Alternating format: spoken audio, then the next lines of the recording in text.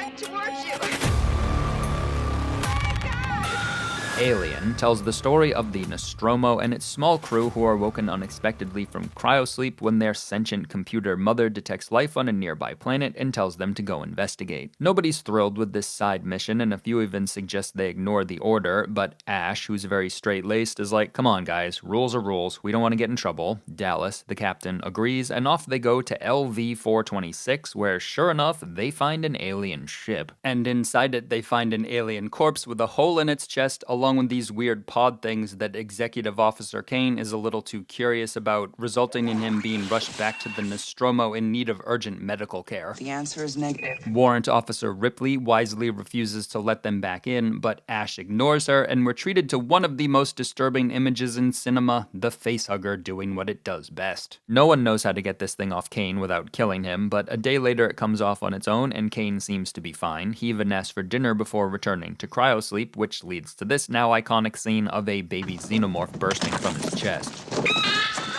Said baby grows up quick and starts picking off the crew one by one, so Ripley makes the call to abandon ship for the escape shuttle, but the only one who makes it there is Ripley herself, and the xenomorph who tagged along. With some cleverness and gumption though, Ripley is able to expel the monster into space and return to cryosleep. Alien is of course the original Alien story, and it tells that story really well. Ridley Scott, who was not the first choice to direct this movie, understood that while Alien might seem like science fiction, it's really a horror movie, and horror mainly takes place in your mind. Alien is a masterclass in rising tension. Things only get worse for this poor crew. The alien pod scene is scary, but what does it lead to? The facehugger reveal, which to this day remains such a horrifying concept. Imagine how scary this was to audiences back in 1979. Ditto that for the alien birth scene. I guess some of the actors didn't even know how far Scott was going to go with the practical effects here. And as for the full-grown xenomorph, honestly, what about this thing isn't scary? It looks like something out of a nightmare, which it literally is. H.R. Geiger's nightmare, specifically. You can't fight it, you can't run from it, you can't reason with it because it's a merciless killing machine. If you go looking for it, you won't be able to find it until it's right behind you. And if all that wasn't bad enough, it's not just the alien the crew needs to worry about. They also need to worry about Mother, who is secretly working against them, along with Ash, who is secretly an android, which is one of the best plot twists ever. It's shocking at first, but afterwards makes perfect sense because it explains his seemingly inconsistent behavior. Who most wanted to visit the alien planet? Ash. Who opened the door in complete violation of protocol? Ash. Who played dumb when Ripley reminded him of the chain of command? Ash again. And finally, when Ripley learns about Ash and Mother's true intentions, Ash tries to kill her with a magazine, which is just so disturbingly not human. And it fits in so well with a major theme of the movie, which is corporate greed takes precedent over human well-being. You could argue that as scary as the facehugger and xenomorph are, the real monster of the alien story is the Weyland-Yutani Corp. Now, despite my praise, I don't think this movie is perfect. It has always bothered me that aside from Ripley, this crew is not very careful about dealing with an alien parasite. These two do wear oxygen masks briefly, but otherwise take almost no precautions at all. And once the thing comes off Kane's face, nobody thinks to run any tests on him, like an X-ray or an ultrasound, which would have come in handy before giving him his last supper. And then there's the escape shuttle for this 7-person crew, which can only hold 3 people. That is some next level planning right there. And it isn't even ready to go at a moment's notice. They have to go get the cryo fuel for it, which kind of defeats the entire purpose of an emergency escape vehicle. Just to be clear, these are trivial matters that will not prevent you from enjoying Alien, which really is an excellent film and that tells the Alien story incredibly well. I'm shocked. Thank you, that will be all.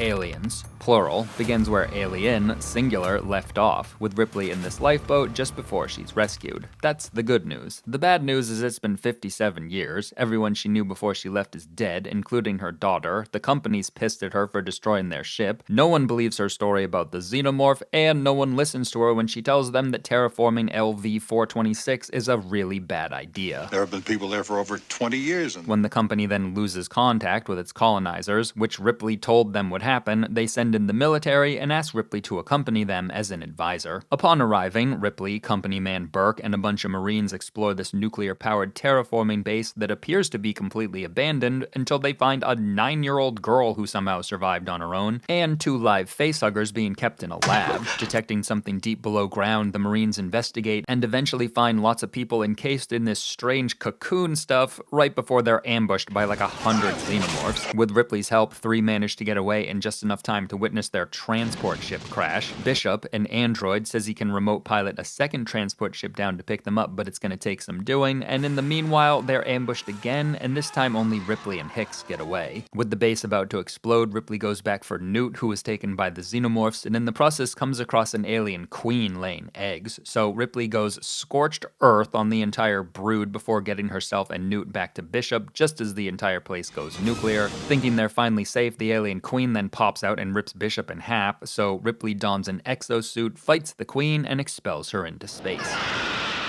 Aliens has a lot more moving parts than its predecessor, and I give James Cameron a lot of credit for that. He resisted the temptation to simply reuse the same formula that works so well with Alien. Instead of a small, unprepared crew, this time it's a huge crew that's armed to the teeth. Instead of a confined spaceship, we're on a sprawling terraforming base, and instead of one xenomorph, there's a metric butt-ton of them. The result is a different kind of movie. Aliens is an action film, but one that will still manage to occasionally scare the shit out of you. Much like its predecessor, it keeps ratcheting up the tension by continuously tightening the knot on this doomed crew. The first alien ambush is heart-stopping, but what does it lead to? The few survivors learning they're stuck here. Now what the fuck are we supposed to do? That makes them sitting ducks for the second, even more devastating ambush, which takes out nearly everyone left, and that leads to Ripley being forced to jump right back into the fire to save Newt, which is what leads to an even more terrifying version of an already terrifying monster. And, as if all that wasn't enough, much like Alien, it's not just the monsters the crew needs to worry about. They also need to worry about this guy. Learning that Burke only cares about himself and the bottom line is nowhere near as surprising as it was with Ash, so I wouldn't exactly call his betrayal a plot twist, but still. The scene where he locks these two in a room with 2 released facehuggers in the hopes they'll be impregnated so he can smuggle an alien back home inside one of them is so intense it's almost unbearable. Once again, despite featuring some of the scariest things ever put to celluloid, the real monster of the Alien story is the company. And lastly, I have to highlight Ripley's relationship with Newt, which easily could have come across as corny and tacked on, but instead serves as the emotional anchor of the film. The bond that forms between this motherless child and childless mother becomes so strong that when Newt's taken and seems hopelessly lost, we never doubt for a second that Ripley is going after her, which is what leads to the excellent revelation of the alien queen, which is a great innovation on the Alien story's monster. I also love how the final showdown to one of the greatest action movies ever is basically a fight between 2 pissed off moms. Get away from her, you bitch! So yeah, Aliens is that rare sequel that lives up to, and some even say surpasses, the original.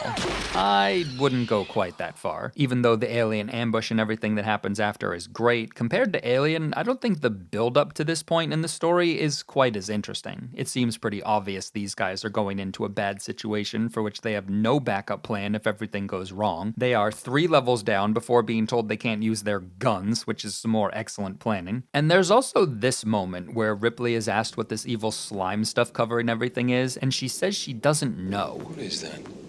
I don't know. The first time I saw this, I was like, what do you mean you don't know? You've seen it before. Alien has this scene where Ripley comes across her crew after they've been cocooned, and Dallas is like, kill me. But apparently, I grew up watching the director's cut of Alien, whereas James Cameron had only seen the theatrical cut prior to penning this sequel. Kill me. So, I can't be mad at him for this. I can't be mad at him at all. We can argue over how good the first half of Aliens is, but the second half is some of the best sci-fi action you will ever see. Have you got some sort of plan? Now do something for me. We got a deal! Remember? Alien 3, much like its two predecessors, begins with Ripley in cryosleep floating through space, but this time she's not alone. In addition to Hicks, Newt, and what's left of Bishop, there's also this facehugger egg, which of course no one noticed. As this thing leaks acid, the ship catches fire, and the escape shuttle is ejected to crash land on Fiorina 161, a Weyland-Yutani-owned lead factory/prison where Ripley is the only one to survive, which is pretty sad considering everything she did to save Newt in the previous film. Being a woman, her presence upsets the natural order of this all-dude prison, but not as much as this facehugger does when it falls in love with a dog, who then gives birth to a xenomorph that starts picking off the prisoners. If that wasn't bad enough, it happens right when things are getting hot and heavy between Ripley and Tywin Lannister, but since Ripley's not allowed to be happy, Tywin is killed in front of her, and it looks like the end for Ripley as well, but for some reason the xenomorph lets her live. When she explains the situation to the warden, he of course doesn't believe her, then he assures everyone that everything is fine, and while doing so, he's killed by the xenomorph.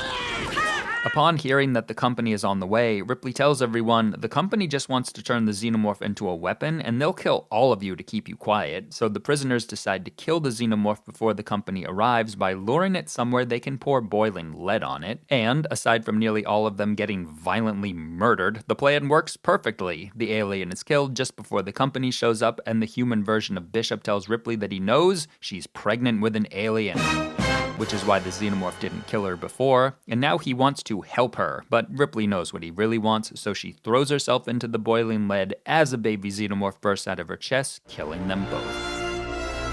Alien 3 is obviously not as good as the two films it follows, but it's not bad. Charles S. Dutton gives a really solid performance. I ain't much for begging. Sigourney Weaver looks pretty cool with her head shaved, and the chaotic final sequence where they're all running around trying to trap the xenomorph is actually really well done. The main negative for me is just that the overall story isn't very compelling. Unlike Aliens, which took an already excellent narrative and really built upon it, Alien 3 mostly piggybacks off the original, but in a less interesting way. There's no new androids in this movie, there's no one secretly working against the good guys, and there's no new monster. The xenomorph dog is just a regular xenomorph. The only real innovation in this film is that Ripley is able to walk around pregnant for an entire week, whereas Kane only lasted a couple hours. Whether or not that's a good change is up to you, but since it led to a pretty decent plot twist, I consider it a plus. And I also like how this movie gives a fitting send-off to a great character. Ripley goes out a hero, fighting to the end against her two main enemies. Psych, she's back in Alien Resurrection. Sort of. 150 years after the events of Alien 3, Ripley is cloned, and her clone is still pregnant with this alien, which these evil scientists extract, and then with the help of some space pirates who hijack these innocent cryosleepers, the evil scientists create a bunch of xenomorphs with the intention of turning them into a weapon. All these years later, that is still the goal, and shockingly, it still doesn't work. The xenomorphs escape, and everyone is killed or evacuated until it's down to just the space pirates, one evil scientist, and of course, Ripley's clone. Together, they have to fight their way back to the space pirate ship while being hounded by xenomorphs, facehuggers, and this new monster, who is so evil that he kills the alien queen who birthed him, but then falls in love with Ripley, who says no thanks, and then gets back to the ship just in time, but of course the evil alien also sneaks on, so Ripley kills him, and then she and 3 other survivors make it back to Earth. So, remember how I said Alien 3 wasn't exactly a masterpiece? Well, at least that movie made sense, mostly. In this movie, not only is Ripley pregnant with the same alien as the original Ripley, not only does she have the same memories as the original Ripley, Call somehow knew that was going to happen, and knew the US military would then want to buy some hijacked cryosleepers to create more xenomorphs. So, to prevent this, Call perfectly coordinated her space pirate crew, who she isn't even in charge of, to be in the exact place needed to sell said cryosleepers to the military, all for the sole purpose of killing Ripley to prevent the creation of more xenomorphs. Any questions? Because I have one. Setting aside how Call did this, why would Call do this? If she's so ethical, shouldn't it bother her that she and her crew are basically slave traders? Follow-up question, why would the US military need space pirates to acquire human guinea pigs? Couldn't they just use some of their own soldiers? Or, failing that, why use humans at all? If these guys watched Alien 3, they'd know that dogs work just as well. Now, there is one possible explanation for Call's unbelievable knowledge. She's secretly a robot. robot. We learn this when she's shot and seemingly killed by the evil scientist. While I can't say I was even remotely surprised that the evil scientist, who we know is evil from the very beginning, does something evil, I will admit I was totally caught off guard to learn about Call. However, I don't think that alone makes this a good plot twist. I've said before, a good twist won't just surprise you, it will feel inevitable afterwards. That's what made learning about Ash so great. It was a shock at first, but it made perfect sense after because it explained his previous actions. Learning about Call doesn't have that same post-reveal satisfaction because there's nothing robotic about Call. We can't trust her! She's basically a human who's a robot, and that kind of sums up this movie for me. It has similar attributes to other Alien stories, like one of the characters is secretly a robot, one of them is secretly working against the crew, there's a more evil version of the xenomorph, and just when you think the characters are safe, they aren't, yet none of those attributes work as well. So while there are some decent moments in this movie that I do give the filmmakers credit for, Resurrection did not feel worth resurrecting Ripley for. We're here, baby.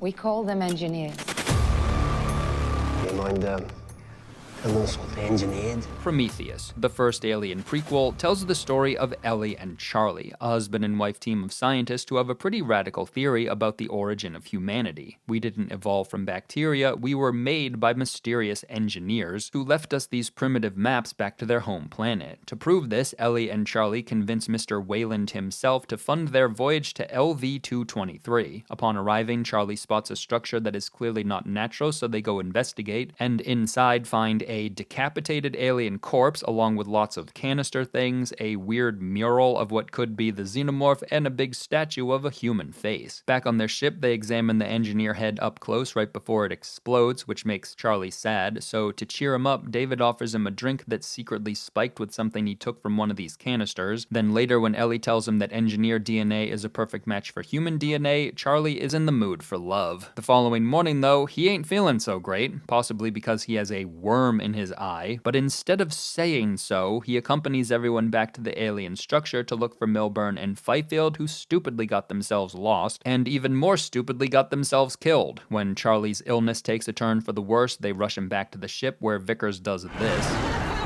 And just in case that wasn't traumatizing enough for Ellie, she's then told by David that she's pregnant with an alien. But instead of allowing herself to be put back into cryosleep, Ellie fights her way to this surgery pod and has her alien baby removed just before it kills her. After that, she discovers that Mr. Wayland has not so secretly been on board this entire time, so she accompanies him back to the alien structure to visit an engineer that David discovered earlier who's been in cryosleep for 2,000 years. When they come face to face with the creator of mankind, David asks him to grant Mr. Wayland eternal life, but instead, the engineer kills everyone. Then he powers up his spaceship and sets course for Earth, but Yannick and his co-pilots heroically sacrifice themselves to stop him. Ellie, having barely survived, makes her way to this jettisoned lifeboat where she discovers the alien baby that came out of her earlier is all grown up. Then when she's attacked by the engineer, she sicks her alien baby on him and gets away, and when David tells her there's another alien ship that he can fly, she gathers him up and off they go, with Ellie still determined to reach the engineer home planet. And I'm still searching. Similar to Aliens, Prometheus has a lot of moving parts, but unlike Aliens, which many consider either the best or second best film of the franchise, Prometheus is the most contentious, which is understandable because it's also the least Alien. All the other Alien films are basically monster movies masquerading as science fiction. But Prometheus really is science fiction, which you'd think would be a cool distinguishing factor, yet the fiction Prometheus tells is not very science-y. It's more anti-science, and it's filled with all these religious undertones that were really unnecessary. Even after all this, you still believe, don't you? And on top of that, it features some of the stupidest, most unlikable characters who communicate using some of the shittiest dialogue ever written. It's Christmas, Captain, and I want to open my presents. The funny thing, though, is that despite all these undeniable problems, whenever I watch this, I still get wrapped up in the story. At its heart, Prometheus tells an intriguingly dark tale. Scientists set out to discover what they hope is an advanced alien civilization, but the only aliens they find are dead. Why? Because, as Yannick says, this ain't their home. It's an installation. maybe even military. The engineers were using this planet to manufacture and store biological weapons before something went wrong and they were killed by their own creation. That's a good sci-fi story, and despite not having any xenomorphs or facehuggers, it's a decent alien story as well. It is about a crew who get trapped in a nightmare situation that only gets worse, all while being unknowingly sabotaged by one of their own. And that saboteur is a great character. Aside from Ash, I think David's the best android in the franchise. And call me crazy, but I think Ellie's an excellent character too, if you regard Charlie as an annoying, whiny idiot who basically gives up, which is how I think of him, well, then you should give Ellie credit for not being those things. She's the only character in the series who survives having an alien inside her, unless you count Ripley's clone, who wasn't even awake. So hate on this movie all you want, and yes, a lot of that hate is justified, but Prometheus tells an interesting story with 2 excellent characters, and it has a great ending that makes you eager for the next chapter. This is good judgment. Square in the habitable zone. That's your second I need to protest.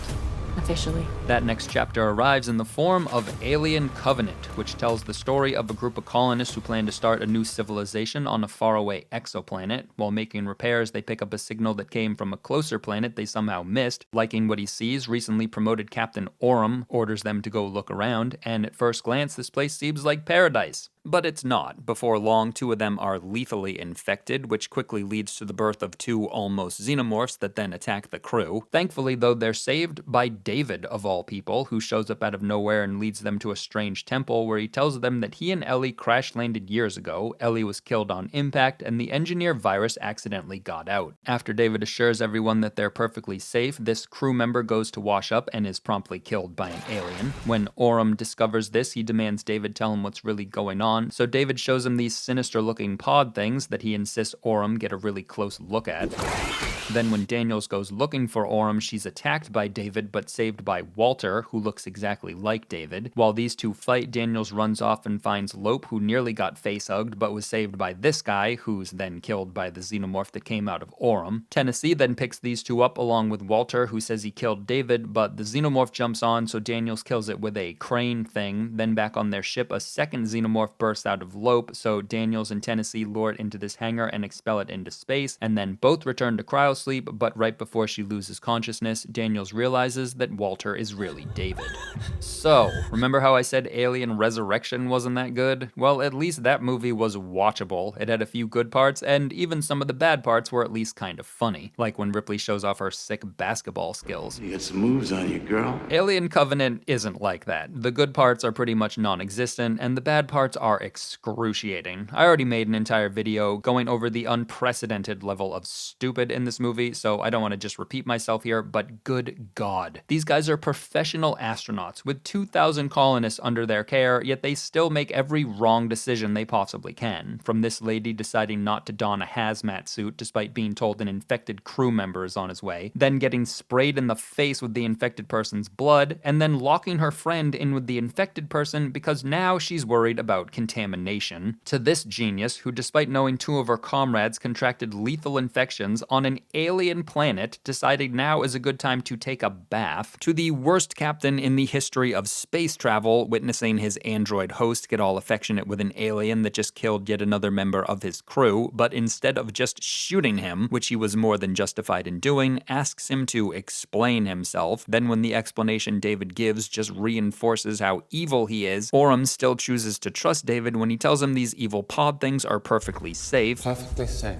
Even though that's the same thing he said about being in the temple, which Oram knows for a fact he lied about. Now, before someone points out that Prometheus had plenty of dumb characters as well, that's true, it did, but it also had an interesting story. Covenant doesn't. This is not science fiction. It's basically Alien meets Home Alone with David as Kevin McAllister. The result is a movie that's not scary, doesn't have any cool new aliens, has a hero who falls for the most obvious plot twist in the history of cinema, has an android who's supposed to be advanced, but after telling David he's not going to let him leave the planet, proceeds to let him do this,